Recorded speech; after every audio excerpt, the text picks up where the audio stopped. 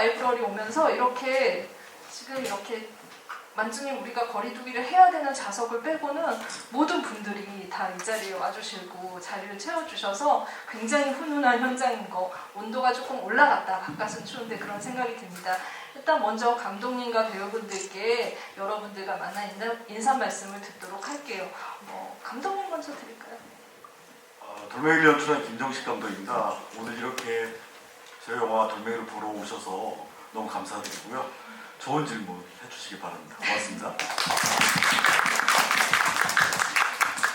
네, 안녕하세요. 저희 영화 돌멩이에서 석가 역할을 맡은 김동현입니다. 오늘 이렇게 자리해 주셔서 너무나 감사드립니다. 반갑습니다. 안녕하세요. 착한 신부 노신부 역할 김희성입니다. 반갑습니다. 와, 네, 오죽하시면 착한 신부라는 얘기를 먼저 하실까 싶을 정도로 정말 진짜 처음 봤어요. 저도 이런 모습. 네, 착한 모습도 잘 어울린다라는 거를 이 영화를 통해서 알게 됐다는 생각이 듭니다. 정말 감독님께서는 어떻게 보면 첫 데뷔, 그리고 또 김대명 배우님께서는 첫 주연작, 그리고 처음으로 착한 연기를 하신 그렇지 않습니다. 네, 기념비적인, 네, 처음으로 세게 착한 역할을 하신 기념비적인 작품이라는 생각이 들어서 굉장히 배우들의 연기뿐만이 아니라 새로운 또 감독의 출연이라는 점에서도 반가운 작품이 아닐까 싶은데요. 먼저 감독님께 그래도 영화를 어떻게 좀 구상하게 되시고 만들게 되셨는지 짧게 얘기를 좀 들어보면 좋을 것 같아요. 네.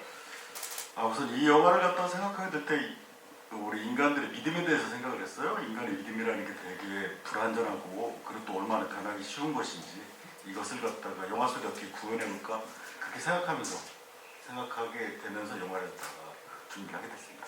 네, 사실 저는 이 작품 보면서 토마스 빈터베르그 감독의 더 헌트 많이 생각났거든요.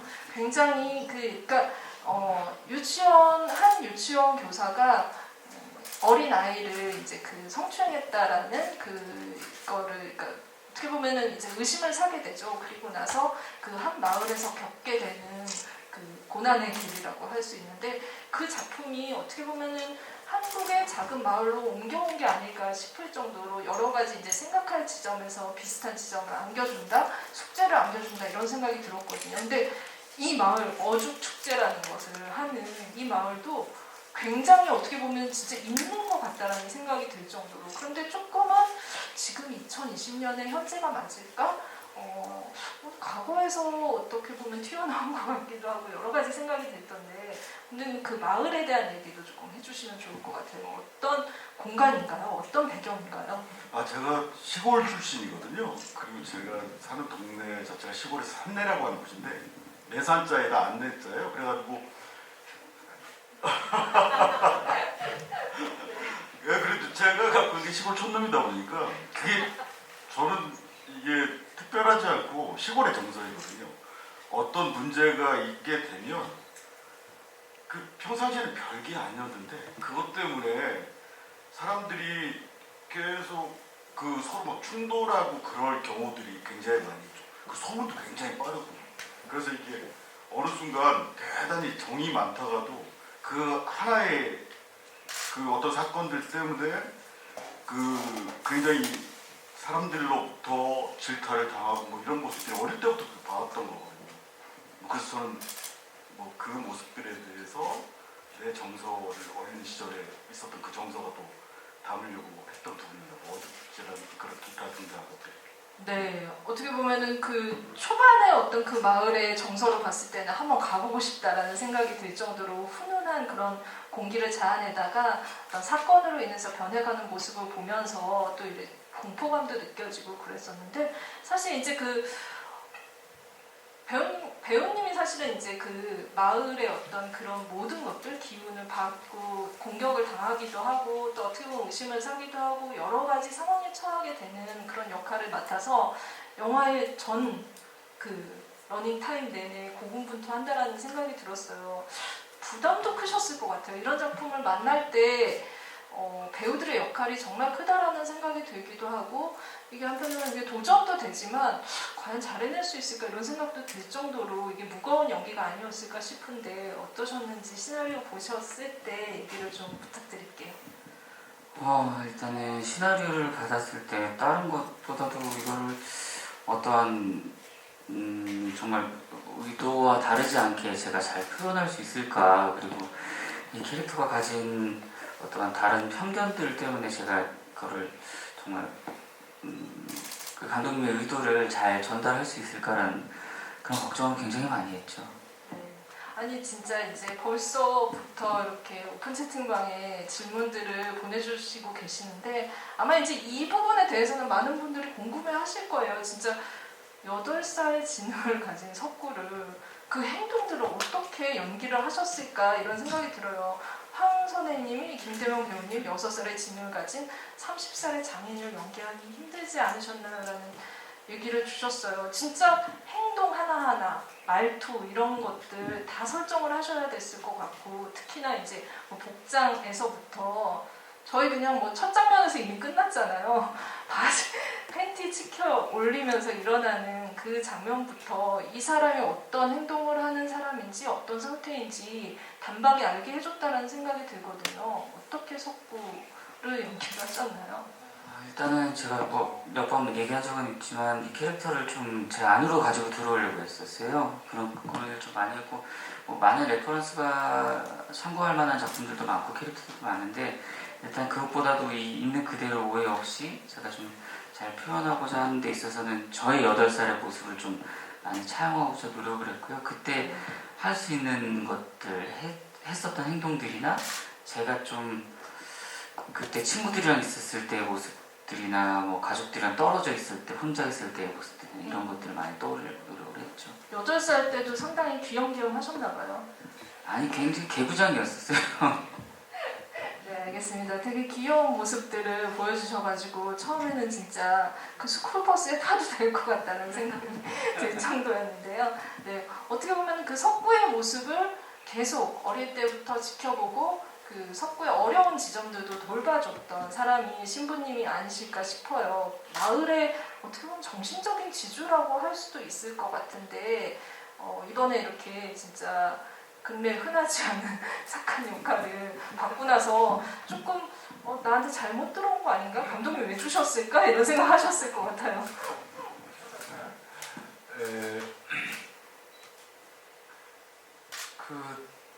그렇죠. 제가 좀 뭐 이런 역할을 한 지가 너무 오래돼서 누군가를 이렇게 속이거나 죽이지 않은 역할을 한 지가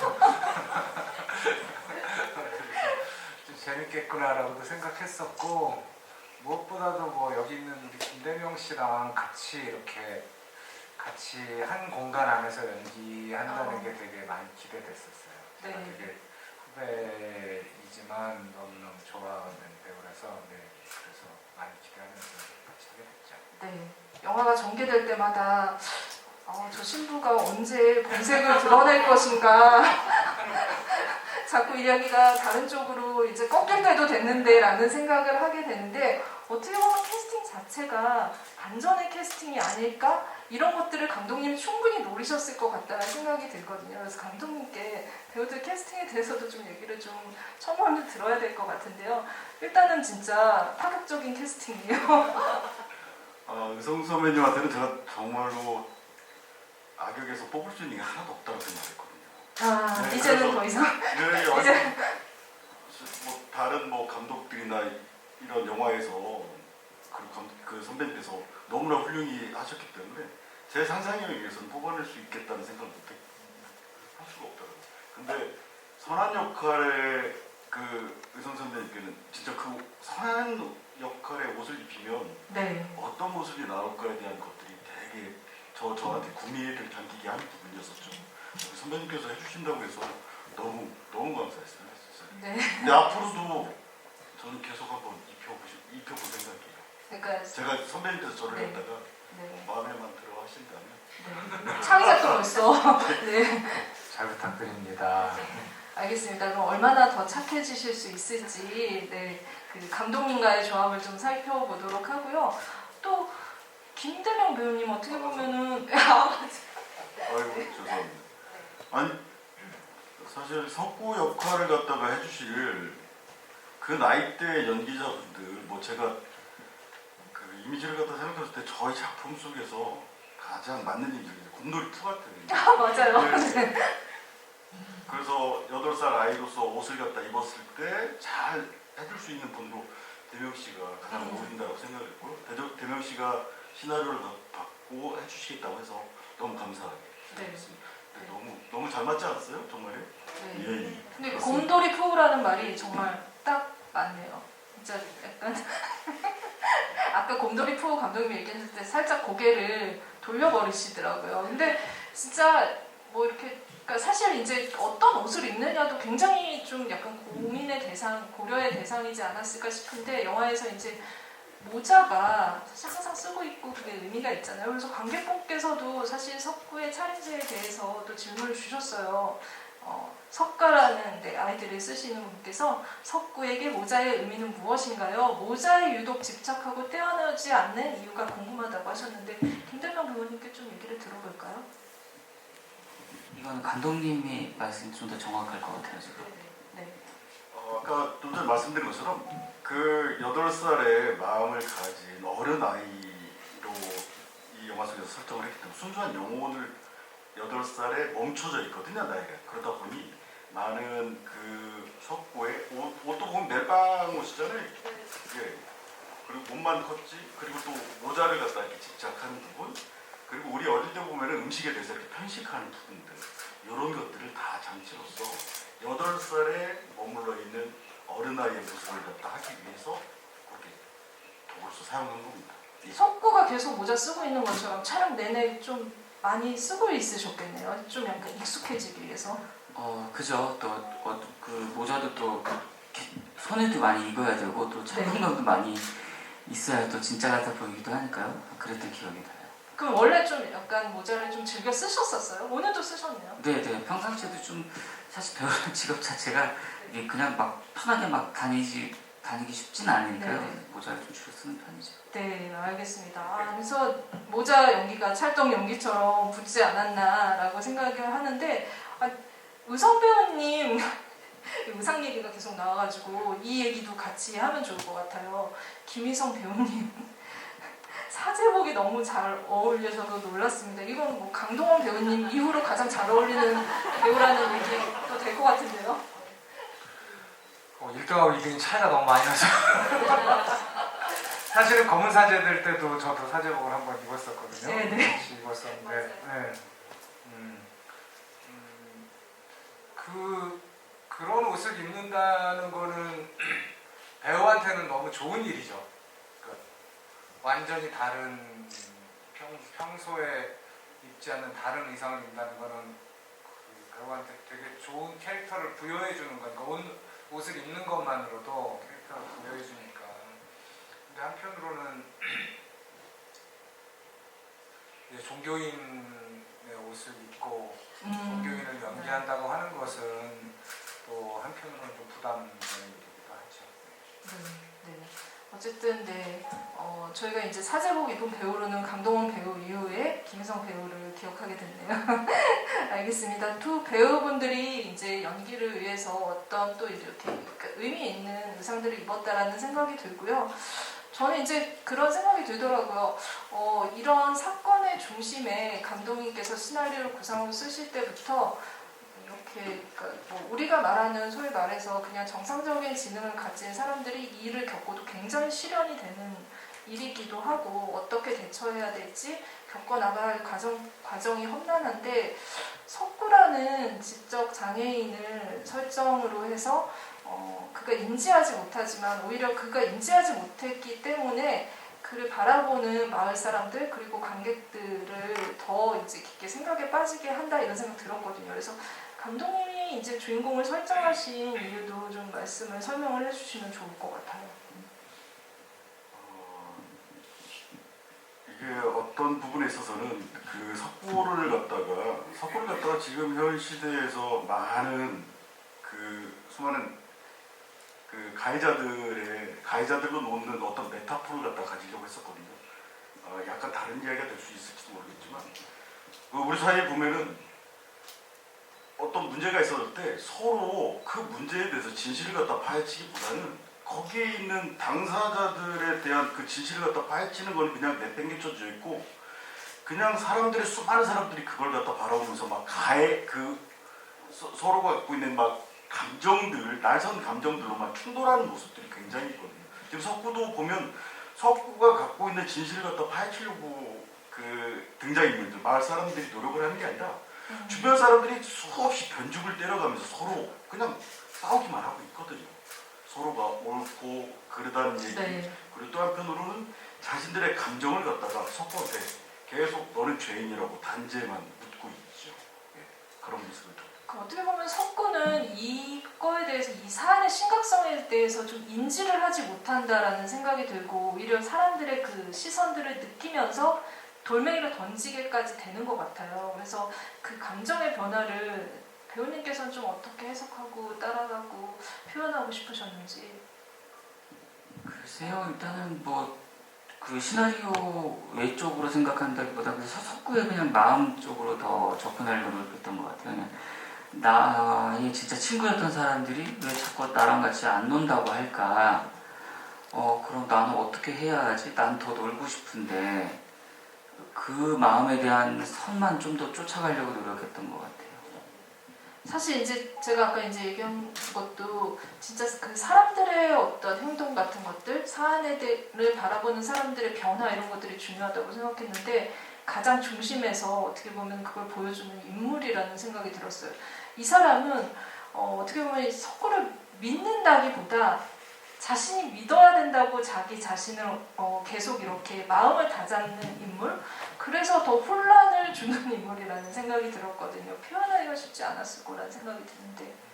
우선은 이 연기를 준비할 때는 그냥 저는 전적으로 석구와의 관계, 그러니까 인물과 인물과의 관계에서만 저는 모든 걸 찾으려고 좀 준비를 네. 했었어요. 그러니까 뭐 첫째는 그랬고 두 번째는 아까도 얘기하셨지만 그 더 헌트라는 영화랑 차이점을 얘기를 하셨는데 가장 큰 차이점은 주인공이 스스로를 방어할 수 있는 능력이 없다는 게 가장 큰 차이점이잖아요. 그렇죠. 네. 그랬을 때 이 사람을 대신해서 방어해주는 사람의 역할이었는데 근데 그 역할이 가장 치명적으로 그러니까 이 사람은 무죄다를 주장하는 게 아니라 네. 이 사람은 장애인이다를 주장하는 걸 했잖아요. 그렇죠. 네. 그러니까 동정심의 호소를 어쩌면 하는 거죠. 그 석구는 그렇게 바라보지 않았겠지만 가장 치명적인 일을 치명적인 나쁜 일을 한 사람 결국은 악당 어떻게 보면 그런 역할을 맡아서 더욱더 석구를 외롭게 만든 계속 편인 것처럼 보이지만 더 외롭게 만든 그런 사람이 아니었나 저는 그 어떻게 보면 석구를 둘러싸고 있는 그 인물 중에 굉장히 중요한 인물이 소장과 그리고 이제 신부라는 생각이 들었는데 둘 다 자신이 보았다라는 생각이 들었어요. 그러니까 신념으로 보시고 어릴 때부터 내가 보아온 사람이라는 거에 대한 어떤 확신이 있는 거고 그리고 어떻게 보면은 소장님 같은 경우에는 송윤아 씨가 연기를 하셨죠. 송윤아 씨 같은 경우는 직접 사건을 목도했다라는 눈으로 보았다라는 것이 있는데 감독님이 그 두 캐릭터를 통해서 아마 이제 이 영화의 큰 주제를 이미 말하고 있지 않나 싶거든요. 어떻게 좀 약간 이들의 충돌과 대립, 신념 그리고 그 신념을 파괴하는 것들을 어떻게 그리려고 하셨는지. 노신보와 김 선생 같은 경우는 신념의 공동체거든요. 굉장히 정의로운 사람들이고요. 이 사람들은 사회를 갖다가 이 선한 방향으로 이끌어 나가기 위해서 끊임없이 그 시간들을 갖다가 열심히 노력해왔던 분들인데 이분들이 갖고 있었던 게 실수를 갖다가 하게 되는 거죠. 그거는 그들이 갖고 있는 자신들이 갖고 있는 연민이거든요. 근데 그 연민이라고 하는 게 누군가를 갖다 불쌍히 여기는 마음이 사실 우리 굉장히 숭고하게 생각하지만 그것도 또한 자칫 그릇되게 이용되어졌을 때는 자칫 또 누군가에게 대단히 폭력이 될 수도 있는 부분이거든요. 그래서 제가 얘기하려고 했던 지금 김 선생님과 노신부를 통해서 보여주려고 한 부분은 여기 마을 사람들뿐만 아니라 다들 자기들이 속단하게 되는 부분이거든요. 자기들이 갖고 있는 믿음과 연민 속에서 자기들이 이 편견을 가지고 이것이 옳다라고 자기들이 보고 들은 것에 대해 맹신하는 부분들. 이것에 대해서 여러 층위들을 갖다가 보여줘야 되는데 거기서 아주 대립돼서 보여주는 건 노신부하고 김 선생을 갖다가 얘기를 해준 거죠. 네. 아마 이제 그 감독님 말씀에 이 질문을 붙여서 조금 더 설명을 들으면 좋을 것 같다는 생각이 드는데 청개구리라고 아이디 쓰시는 분께서 질문을 주셨어요. 석구라는 캐릭터에게 실현들만 보여주어서 신부님 정도만 숨구멍을 준 것 같아 보는 내내 안타까웠는데요. 혹시 다른 캐릭터에게 조금 더 감정적 여유를 풀 수 있는 캐릭터는 고려하지 않으셨나 궁금합니다. 아마 이제 친구라는 사람들, 믿었던 사람들이 다 고개를 돌리는, 등을 돌리는 것 때문에 이 신부님만 의지해야 되는 석구의 안타까운 현실에 대한 질문인 것 같아요. 그래서 그 부분에 대해서 조금 첨언을 해주시면 좋을 것 같습니다.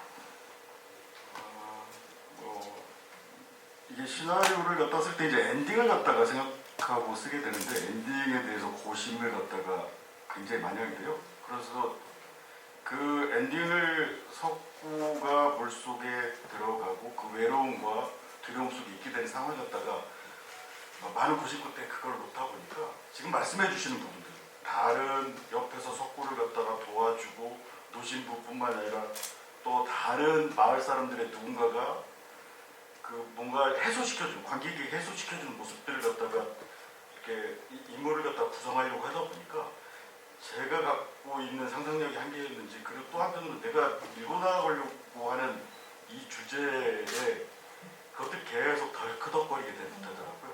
그래서 그 부분은 과감하게 한편으로 좀 거세를 시킨 부분이 있습니다. 네, 되게 모멸찬 현실이라는 생각도 들긴 했지만 저는 어쨌든 그런 이제 설정으로 인해서 이 영화의 그 가장 중요한 명장면이 탄생을 했다라는 생각이 들어요. 제가 따라하면은 완전히 발연기가 돼서 안 될 것 같고 신부님 나 믿어요 하는 그 장면 있잖아요.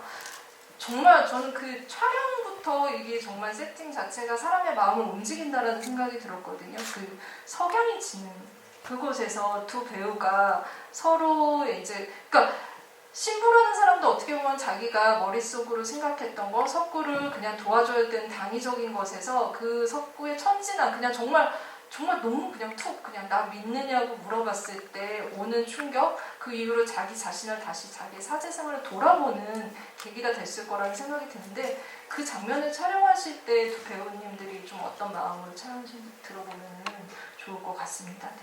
김재현 김혜석 영화 이제 무비 매직이라고 부르는 그런 순간들이 있잖아요. 네. 그 촬영할 때 뭔가 마법 같은 일이 일어나고 그 작지만 뭐 놀라운 게 벌어지고 모두가 거기 있는 사람들이 모두가 그걸 느끼는 그런 순간이 있거든요. 영화를 찍을 때는 아주 가끔.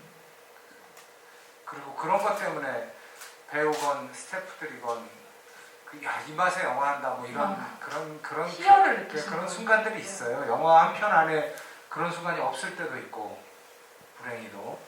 그런데 그날이 좀 그런 날이었어요. 그 초겨울이었으니까 석양도 굉장히 짧아서 촬영할 수 있는 시간도 몇 번 안 돼서 저희는 막 뛰어다니면서 테이크를 갔었고 네. 그리고 그 장면 자체도 그 장면에 있는 대사들 석구의 신부님 나 믿어요 나는 믿는데라는 대사도 굉장히 사전에 우리가 고심을 해서 이렇게 할까 저렇게 할까 막 고민도 의논을 많이 많았던 하셨던 네. 해결이 잘 안 되던 대사였고 뭐 노신부한테는 더더욱이 이 사람이 자기 인생을 통째로 되돌아보고 석구를 은지가 있는 병원까지 데려가는 행동을 해야 되는 네. 그런 계기를 만드는 신이었으니까 근데 뭐 그 대명 씨랑 같이 연기한 그 순간이라는 건 배우로서는 되게 놀라운 순간이어서 너무 좋았고 네. 그냥 이 사람이 나에게 주는 걸 그냥 받기만 하면 되는 그런 순간이라서 뭐 연기하는 사람으로서는 되게 큰 행운인 그런 시간이었죠. 고맙습니다. 네, 어떻게 보면 서로의 진짜 에너지를 받으며 의지하면서 찍어야 되는 장면이 아닐까 싶었는데 저는 그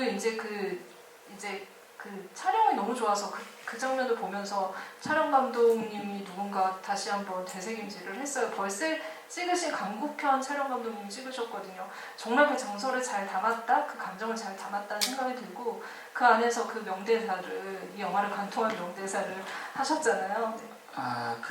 사실 그 대사를 이제 하기 전에 그 대본에 이렇게 보면은 점점점이라고 돼 있어요.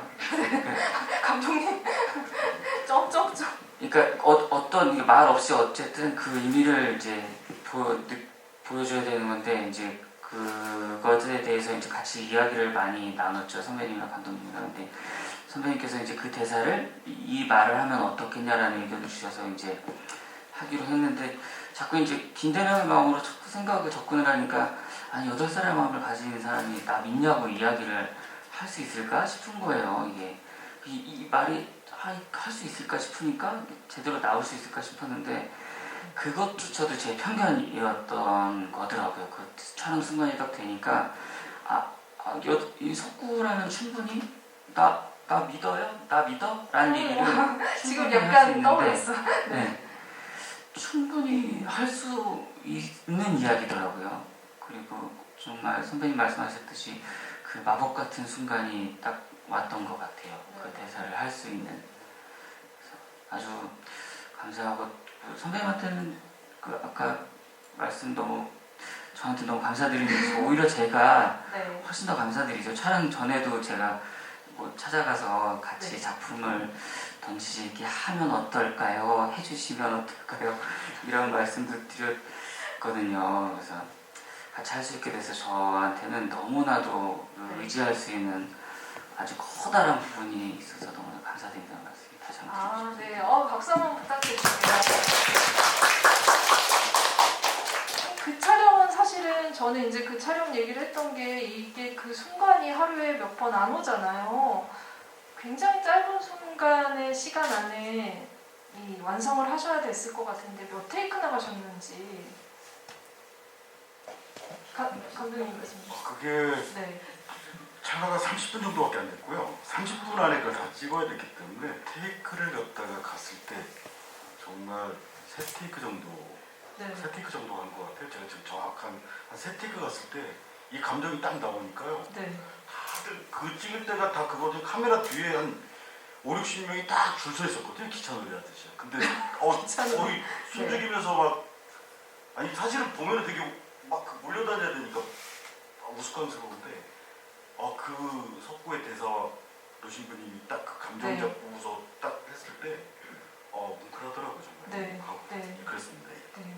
놀랍네요, 진짜. 그렇게 중요한 씬을 어떻게 보면은 놓치지 않고 그 빛을 놓치지 않고 그 감정을 놓치지 않고 3테이크 만에 가셨다고 합니다. 아마 이제 그 석구의 감정의 변화 이런 것들 그런 것들을 관객분들이 유심히 살펴보게 될 수밖에 없다는 생각이 드는데 그래서 마침 이제 그 아이디가 네, 영화의 제목과 똑같네요. 돌멩이를 쓰신 분께서 질문 주셨는데 김대만 배우님께 이 질문 좀 드릴게요. 극 중에서 석구가 표현의 도구가 돌멩이뿐이었다고 생각이 들었습니다. 분노의 표시, 호감의 표시도 오로지 돌멩이 하나밖에 없는데 이 외에도 다른 의미가 있다면 그 돌멩이의 의미에 대해서 좀 말씀을 주시면 될 것 같습니다. 그 돌멩이의 의미보다도 석구의 표현의 의미를 표현할 수 있는 방법을 좀 많이 고민을 했었어요. 사실 석구라는 친구가 자기 말로써 다 표현을 할 수 있는 친구라면 배우 입장에서 너무 좋았겠지만 그것을 대체할 무언가를 찾아야 되고 8살의 마음으로 말 대신에 감정을 표현할 수 있는 것들을 찾아야 됐어서 일단 그 방법 중에 찾은 것들이 뭐 자전거의 벨소리를 이용한다든가 그런 것들로 좀 나 여기 왔다는 표현도 하고 뭐 같이 놀자라는 표현도 하고 싶었고 뭐 가슴을 만지는 거나 뭐 그런 것들로 많이 좀 표현하고 싶었죠. 네. 석구의 언어들을 좀 찾기 위해 많이 고민했던 게 떠오르긴 하는 것 같아요. 네. 아니 자전거 얘기도 나와서 이것까지 연결해서 좀 질문 드릴게요. 석구 친구다라는 아이디 쓰시는 분이 정말 자전거 잘 타시던데 평소 자전거 타는 거 좋아하시는지 여쭤보셨어요. 네, 자전거 타는 거 뭐 지금은 자전거 안 탄 지 좀 됐는데 어렸을 땐 자전거 타는 거 참 좋아했던 것 같아요. 그 평소 모자도 즐겨 쓰시고 자전거도 어릴 때 8살 때 아마 많이 타셨을 것 같은데 그런 것들이 이 영화의 능수능란함, 석구의 능수능란한 자전거 타기에 반영이 된 것 같습니다.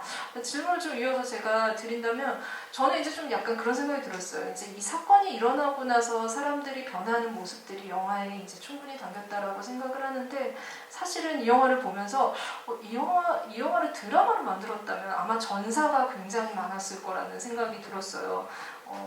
노신부와 소장님의 관계도 이미 굉장히 말로 풀이하지 못한 것들이 사연이 있을 것 같기도 하고 석구도 이제 이야기는 하지 않았지만 굉장히 정미소에서 혼자 살게 된 데에는 이 어릴 때부터 이 어린 소년에게 좀 아픈 과거가 있을 것 같고 그리고 또 이제 그 어떻게 보면은 은지 역시 이제 그 영화에서 정확하게 어떤 악을 규정하진 않지만 그 나쁜 아버지의 모습도 어떤 사건을 유추하게 만들거든요. 근데 감독님께서 그런 부분을 다 좀 묻고 간다라는 생각이 들었거든요. 왜 이런 장치를 두신 건지 좀 궁금해요. 이건 뭐 중복되는 얘기일 수 있는데 이거는 진실을 갖다가 파헤치는 영화가 아니거든요. 진실을 갖다가 파헤치는 영화는 이미 뭐 그런 영화들 만약에 그걸 쫓아갔다면 뭐 똑같은 영화가 됐을 거고요. 그리고 뭐 저희들이 이 영화에서 표현하고자 하려고 하는 건 진실을 갖다가 그냥 안 파헤친다 이게 아니라 우리가 어떻게 보면 우리 삶이라고 하는 게 수많은 문제들이 있으면 진실을 갖다가 어느 순간에는 진실을 가지고 진실을 파헤치기 위해서 노력을 해야 되는데 진실은 어느 순간 진실은 어느 순간 없어져 버리고 팽개쳐 버리고 서로 그냥 이 감정들의 대립만 있는 경우들이 굉장히 많거든요. 그걸 얘기하려고 이 인간들이 갖고 있는 이 불신 그리고 이 불신을 갖다 만들어내고 있는 이 사람들의 이 편견들 이런 그 편견을 갖고 있는 시선들에 대한 곳에 집중했기 때문에 한편으로는 그 명쾌하게 드러나지 않은 부분들은 과감히 삭제 아예 찍지도 않았을 뿐더러 그거를 갖다가 얘기하려고 한 부분은 아닙니다. 네, 알겠습니다. 배우님, 잠깐 이거는 약간 전해드려야 될 것 같아요. 김대명과 친구라는 친구가 되고 싶으신 분인 것 같은데 대명 배우님과 파란색 모자 경매에 내놓을 생각 없으신지?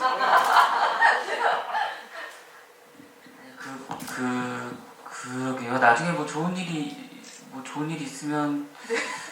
있겠죠. 근데 뭐 제가 함부로 얘기를 할 수 있는 부분이 아닌 것 같은데요. 네. 300만 뭐 이렇게. 네, 알겠습니다. 네, 일단 좋은 일이 있으면 내놓으실 것 같습니다. 네. 또 다른 분의 질문도 하나 좀 청개구리 이 영화에 나오는 모든 어떤 행동들이 사실은 의미를 가진 게 아닐까라는 궁금증들을 많이 가지시는 것 같아요. 그래서 지금 이제 그 청개구리랑 관객분께서는 물수제비에 대한 좀 질문을 주셨어요. 돌멩이라는 제목이 죄가 없는 사람들만 돌을 던져라 해서 아이디어를 얻은 제목이라고 들었습니다. 석구가 친구들에게 돌을 던지는 장면이 상당히 인상적이었고 물수제비 역시 그런 의미에서 넣으신 걸까요? 라는 질문을 주셨습니다. 감독님이 말씀해 주시면 좋을 것 같습니다. 물수제비 참 죄가 없는 자만이 돌을 던져라 여기서 돌멩이라는 제목이 나왔다라고 하는 건 어느 순간 약간 변질이 됐는데요. 이게 부산영화제 때 거기서 한 관객분이 집을 하면서 그걸 물어보셨었는데 예 그러다 보니까 그게 제가 얘기한 것처럼 그렇게 되어졌더라고요. 저는 뭐 그런 의도는 전혀 없었고요. 저는 사람들이 돌을 갖다가 던지더라고 하더라도 사람은 실수를 할 수 있으니까요. 또 오해도 할 수 있고 그런데 이게 결국에 자기 자신이 이렇게 뭔가 무심코 던진 이 돌이라고 하는 것에 대해서 성찰하고 회의하는 것들을 한번 저희 영화를 통해서 한번 생각해 보셨으면 하는 마음이었었고요. 그리고 물수제비라고 하는 거는 한편으로는 물수제비는 어떻게 보면 이 물의 수면 위에서 그 반발력으로 이렇게 쭉 나가는 건데 그리고 또 한편으로 거기서 물수제비에서 그게 어느 순간은 돌멩이가 파장을 일으키잖아요. 파장을 일으키는데 그게 제일 처음에는 물 수면 위로 날아가다가 작은 파장부터 번지게 되는 거거든요. 크게 번지게 되면서 아무것도 아니었던 사건이 우리가 진실만 제대로 이 편견 같지 않고 바라봤으면 쉽게 해결될 수 있는 게 우리가 이 편견 속에 서로 충돌하다 보면 크게 확장되어지는 그 상황을 갖다가 이렇게 상징적으로 보여주려고 했던 부분입니다. 네. 와, 네. 질문을 잘 주신 것 같습니다. 이렇게 깊은 의미가 있었습니다. 문수제비에. 아까 석구와 친구도 있으셨는데, 이번엔 석구야 놀자. 네. 또 한 명의 친구가 생겼습니다. 네. 석구가 노신부님에게 내 민나라고, 내는 믿는다라고 했을 때, 노신부의 입장이 아닌 석구의 친구라고 생각했을 때, 김희성 배우님께서 석구에게 어떤 말을 해줬을까요? 라고 질문을 주셨는데요. 배우님이라면, 네. 글쎄요, 생각해 본 적이 없는데. 글쎄요. 사실 누군가를 완벽하게 믿는다는 거는 힘든 일이고, 그리고 그런 완벽한 믿음이라고 하는 게 옳은지 그른지도 모르는 일이잖아요. 그래서 그건 진짜 네. 진짜 어려운, 누군가 나에게 넌 나를 믿어라고 물어봤을 때 좋은 친구라면 그렇게 얘기해야겠지만, 글쎄요, 그건 너무 어려운 일인 것 같아요. 네, 네. 네, 진짜 어려운. 알겠습니다. 아마 너무 이 어려운 이 상황에 대한 얘기가 답변이 되어 주셨을 거라는 생각이 듭니다. 네. 아까 은지에 대한 질문을 주신 분이 있는데 이게 이렇게 넘어가서 제가 찾아볼게요. 근데 이제 이 영화에서 사실 이제 그 성인 배우들이 이 어려운 감정을 소화하는데 사실 이제 신인 배우의 발견이라는 생각이 들 정도로 전채연 배우가 굉장히 이제 그 은지 역할을 잘해냈다는 생각이 들고 오디션으로 발탁이 된 배우예요. 사실은 연기 경험이 별로 없는 배우고 경기 콘텐츠 진흥원이라고 이제 영화의 제작 지원을 하는 곳과 시네21 그리고 이제 사람 엔터테인먼트 이렇게 다양성 영화의 배우들을 발굴을 하자라고 하는 의미에서 이제 그 오디션을 봤는데 대부분 이제 성인 배우들이 고득점을 받게 되잖아요. 근데 이 전채연 배우는 너무 어린 배우인데 그게 2017년의 일이거든요. 벌써 3년 전인데 너무 연기를 잘해서 심사위원들이 진짜 그냥 이제 이 배우를 그냥 집으로 돌려보낼 수는 없다 해서 특별 언급상을 줘서 연기자로 이제 데뷔를 하게 된 경우고 이제 그렇게 데뷔하자마자 그 오디션에 되자마자 거의 이제 이 영화의 중요한 역할을 한 발군의 배우이기도 합니다. 그래서 근데 제가 듣기로는 김대명 배우님도 이렇게 좀 눈여겨 보셨다고 들었거든요. 제가 그때 저희가 은지 역할을 한창 오디션을 보고 있었어요. 근데 중요한 역할이었어요. 보고 있었는데 제가 그때 시네21을 이제 구독하고 있어가지고 이제 기사를 이렇게 보다가 확 눈에 띄더라고요. 그래서 혹시 나이가 우리 은지 역할하고 비슷한 것 같은데 한번 기회가 되면 만나보면 어떨까요? 라는 얘기를 했었죠. 분명히 이렇게 특별 언급을 했을 때는 이유가 있었을 것 같은데 한번 좀 궁금한 마음이 들어서 그런 말씀을 드렸던 기억이 나네요. 어떻게 보면은 그 몸만 어른 마음은 8살이고 또 이렇게 전채연 배우가 연기한 은지는 굉장히 어린 소녀인데 마음은 이미 어떤 사건으로 해서 커버린 근데 그 둘이 같이 친구가 되고 이 영화에서 진짜 석구를 친구로 생각하는 사람 한 명밖에 없잖아요. 그 대사를 해주는 사람도 한 명밖에 없고 친구의 정의를 정확하게 얘기해주는 굉장히 좋은 연기를 보여줬고 영화로 더 이렇게 이름을 기억하시면은 나중에 큰 역할을 하게 될 것 같죠? 네, 선배 배우님께서 전채연 배우가 진짜 첫 영화건 뭐건 하여튼 연기를 처음으로 그렇죠. 하는 거였는데 사실은 김대명 씨한테는 큰 부담이죠. 마치 애완견과 연기를 해야 되는 것 같은 그런 불안함이 있는 거죠. 어떻게 할지 모르니까 상대방이 모르니까. 네. 그러니까 뭐 동물 연기하는 것 같은 막 진짜 그런 아마추어랑 연기해야 되는 그런 위험 부담이 있는 거였는데 저희 영화가 거의 빠른 시간 내에 찍었어야 됐고 거의 순서대로 영화에 나오는 순서대로 거의 찍었어요 네. 영화를. 네. 그랬는데 그래서 앞쪽 영화 제가 나중에 영화를 보니까 앞쪽보다 뒤쪽을 훨씬 더 잘하더라고요. 하면서 성장했다는 느낌을 많이 받았어요 그 배우가. 예. 네, 알겠습니다. 전채영 배우님에 대한 궁금증들은 조금 이제 또 풀리셨지 않을까 그런 생각이 들고요. 이 질문이 사실 진짜 정해진 시간이 모자랄 정도로 굉장히 많이 들어오고 있고 하나하나 너무 디테일한 질문들도 많습니다. 제가 이거를 막 선택을 하기 잠깐 석구 이거 해드릴까요? 웃기니까 할까요? 석구 친구다. 아까는 석구의 놀자도 있으셨고 석구의 친구도 있었고 이번 석구 친구다도 있는데 본인의 8살 때 모습을 떠올리며 연기하셨다고 했는데 배우님 8살 때 코 올리게 셨나요? 이게 연습해서 될 게 아닌데 경험에서 나온 코 닦는 명품 연기가 일품이셨다고 하셨습니다. 네, 맞아요. 맞습니다. 네, 알겠습니다. 8살 때 그런 행동이나 이런 것들, 감정들을 기억해서 불러와서 내가 연기의 재료를 쓸 수 있다는 것도 연기자로 타고난 것 같다는 생각이 듭니다. 저는 8살 때 그렇게 기억 잘 안 나거든요. 근데 배우들은 어떤 감정이나 어떤 사람을 만났을 때 그것들을 기억하고 있다가 어떤 역할을 만났을 때 굉장히 잘 녹여내더라고요. 확실히 다른 감각을 가진 게 아닐까라는 생각이 드는 순간이었는데 코올리게 어떤 8살 때의 기억이 반영이 됐다고 합니다. 네. 와, 약간 이제 마무리를 슬슬 해야 될 것 같은데 이 질문을 좀 드리면 좋을 것 같아요. 석구 대명 행복해. 네. 팬이신가 봐요. 네. 돌멩이를 어떤 식으로 추천하면 좋을지 추천 멘트를 말씀해 주실 수 있나요? 하셨는데 감독님과 배우분들 모두에게 이 질문은 좀 한마디씩 부탁을 드리면 좋을 것 같아요. 굉장히 어려워하시는 관객분들도 많으실 것 같고 이 영화에 대해서 여러 가지 이제 좀 복잡한 감정도 드실 텐데 배우분과 감독님들이 정리를 좀 해주시면 좋을 것 같습니다.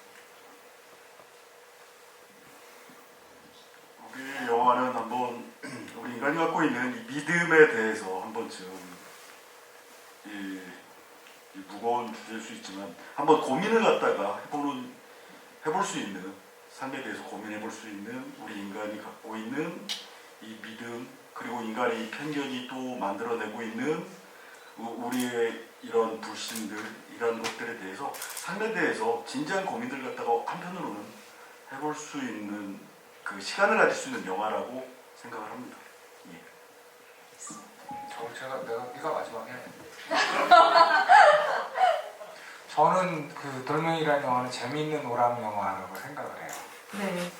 우리를 즐겁게 해줄 수 있는. 근데 이제 우리가 영화에서 즐기는 건 굉장히 여러 가지잖아요. 슬픈 감정도 우리가 영화에서 즐기는 것이기도 하고, 뭔가 배우고 느끼는 것도 영화에서 즐기는 거잖아요.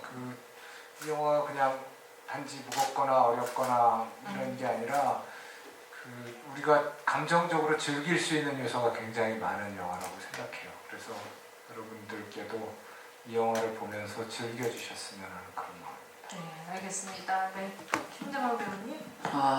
다른 것보다도 저희 영화는 뭐 그렇게 큰 의미보다도 그냥 영화를 보시고 나는 저 중에 누구의 입장일까? 사람은 분명히 다 맞고 틀리고가 아닌데 다 다르잖아요, 사실. 쉽게 재단할 수 있는 게 아니고 누가 누구한테 당신 틀렸다라고 말할 수 있는 게 아니니까 그냥 그거에 대해서 한 번쯤 생각할 수 있었으면 좋겠어요. 그냥. 네. 굉장히 어떻게 보면 김희성 배우님 말씀하신 것처럼 이 영화를 재밌게 따라가면서도 또 이렇게 김장면 배우님 말씀처럼 이런 것들을 생각해본 시간이 됐으면 좋겠다라는 말로 정리를 하면 좋을 것 같고 사실은 너무 질문이 많으세요. 이 안에 좀 소화하기 힘들 정도로 많은데 어떻게 보면 이 영화의 처음과 끝을 이렇게 열어주고 맺어주는 것이 김추자 씨의 그 꽃잎이라는 노래잖아요. 굉장히 진짜 이거 영화 끝나고 나서도 중독성이 있어서 계속 저도 흥얼거리게 되더라고요. 그래서 감독님께 이제 그 처음과 끝을 그 노래로 열고 닫은 이유를 좀 들어보면서 또 얘기를 좀 마무리를 해보면 좋을 것 같은데요. 이 영화 속에서 가장 어울릴 수 있는 노래를 갖다가 이렇게 생각을 갖다 해봤고요. 그 노래를 갖다 쳤던 중에 김추자의 꽃잎을 갖다가 이제 선택을 하게 됐고, 이거를 갖다 어디에 배치하면 되게 좋을까 OST로서. 그래서 석고의 밝고 동적인 아침의 첫 장면의 앞부분에 그 석고가 일어났을 때, 그리고 하루의 일과를 보여주는 부분, 그리고 사건이 벌어지고 다음에 마지막 부분에 또 석고의 일과를 갖다가 꽃잎으로 보여주는 부분, 이거를 갖다가 배치를 갖다 생각을 해봤어요. 그래서 앞부분에는 굉장히 밝고 동적으로 들릴 수 있고, 그리고는 나중에 매력고 쓸쓸함이 느껴질 수 있도록. 그래서 지금 관객분들도 보셨겠지만 이 노래가 되게 묘해서 이 분위기에 되게 이럴 때 분위기가 저럴 때 네. 분위기에 되게 잘 맞더라고요. 그래서 선택을 하게 됐습니다. 알겠습니다. 어떻게 보면은 영화 속에서 그 신부와 소장이 설전을 벌이는 그 장면, 대사도 굉장히 많고 어렵고, 그리고 이제 이 사건에 대해서 어떻게 보면 이런 사건이 벌어졌을 때 우리가 갑론을박하게 되는 그런 것들이 다 담겨 있다라고 생각하고, 그 대사 중에 제가 인상적이었던 게 우리가 어쩌다 여기까지 왔을까요? 라는 얘기를 하는데, 정말 그렇게까지 가지 않도록 그 여러 가지에 대해서 좀 객관적인 시각을 가지고 바라볼 수 있는 그런 것들이 이 영화가 제시해 주는 게 아닐까 싶습니다. 오늘 이렇게 감독님과 배우분들과 좀 궁금증을 풀어봤는데 굉장히 궁금증이 많이 그래도 남아있죠. 그래서 코로나로 좀 어려운 시기이기도 하지만 많이 봐주시고, 많이 봐주시면 또 이렇게 오픈 채팅방의 기회가 열리니 좀 많이 지지해 주셨으면 합니다. 오늘 이렇게 같이 참석해 주신 감독님과 배우분께 큰 박수를 드리면서 마치겠습니다. 감사합니다.